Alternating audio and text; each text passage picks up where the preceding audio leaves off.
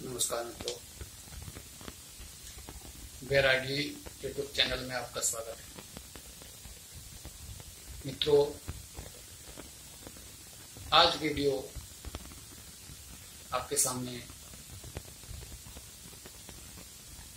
वे दिखाया जा रहा है।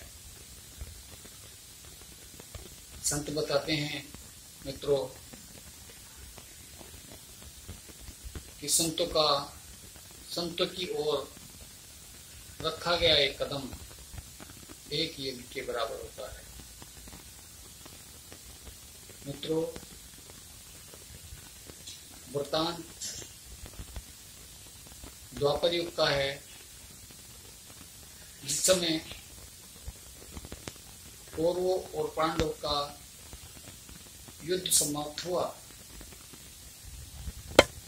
तो सत्य की विजय हुई, पांडवों की विजय हुई। तो मित्रों, पांडव अपने आप में फूले नहीं समा रहे थे, बहुत प्रसन्न थे। मित्रों, पांडव श्री कृष्ण जी के भी शिष्य थे, मित्र भी थे, शिष्य भी थे। कृष्ण जी को भी पांडव बहुत प्यारे थे और ईश्वर अपने भक्त में कभी अहंकार नहीं पनपने देता। तो भक्तों, जिस समय पांडव बहुत प्रसन्न नजर आ रहे थे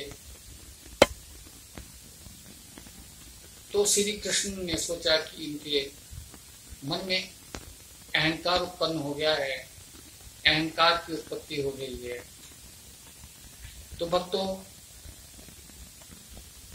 अनेकों वृतांतों में आपने सुना होगा कि प्रभु अपने भक्त का अहंकार इसी प्रकार से विचोर करें, अपने भक्त का अहंकार को दूर कर देते हैं। तो इसी तरह से भक्तों, पांडव श्री कृष्ण जी के भक्त थे।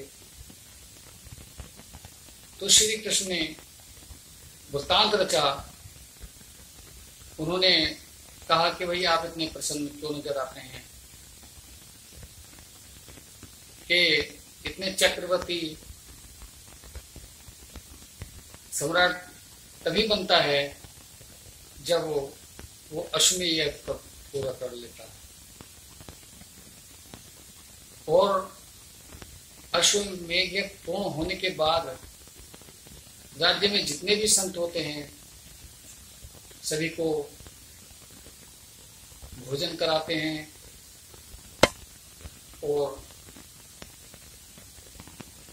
अपनी व्यवस्था के हिसाब से उनको दान करते हैं। तो भक्तों, यह सुनकर पांडवों ने अश्वमेध यज्ञ किया और उसके पश्चात पूर्ण होने के पश्चात उन्होंने राज्य में जितने भी संत महात्मा थे सभी को भोजन के लिए आमंत्रित किया और उनको पुरस्कृत किया।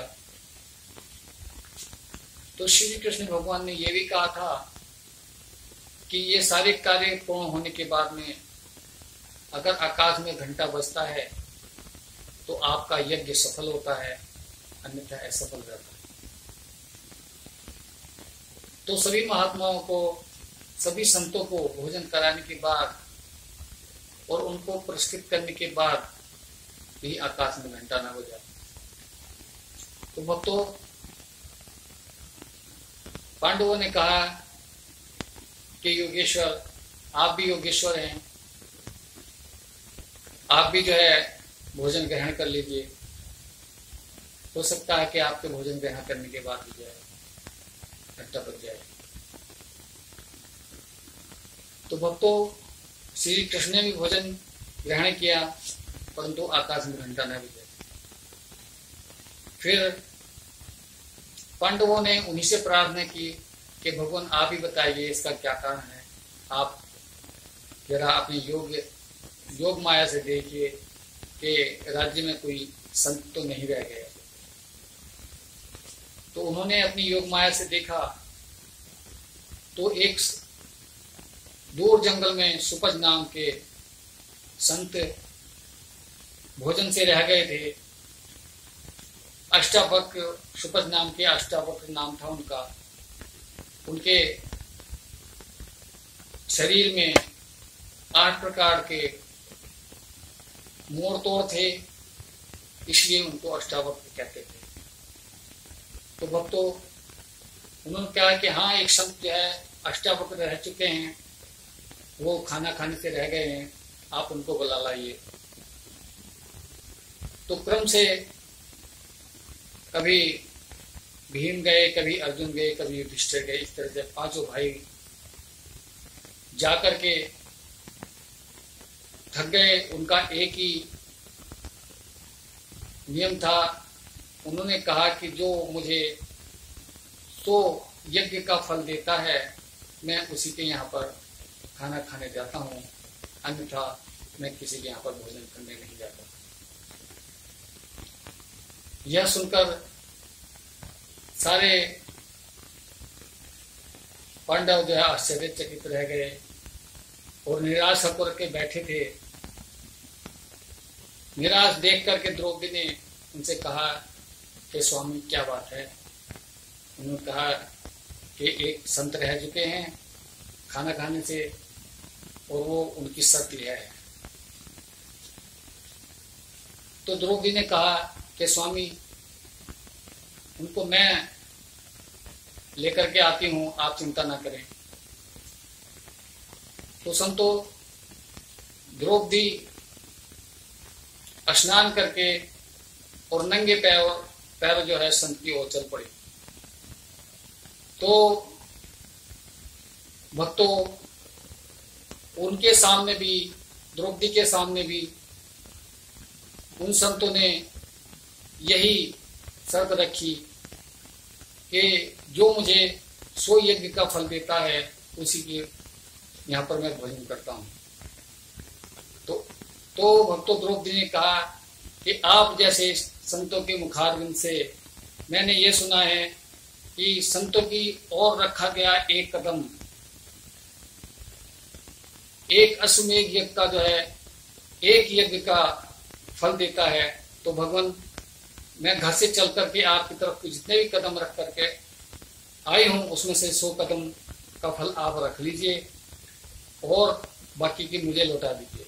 यह सुनकर के सुपच उनके साथ तुरंत जो है चल दिए और आकर के भोजन ग्रहण किया। परंतु फिर भी जो आकाश में घंटा न बजा। तो श्री कृष्ण जी से पूछा गया कि अब क्या कमी रह गई। तो श्री कृष्ण जी ने कहा, ये द्रौपदी के मन की कमी है। द्रौपदी अपने मन को साफ कर ले तो घंटा बज जाएगा। द्रौपदी ने मन को साफ किया तो घंटा बज गया। तो यह था भक्तों, संत की तरफ एक रखा गया कदम एक यज्ञ के समान होता है।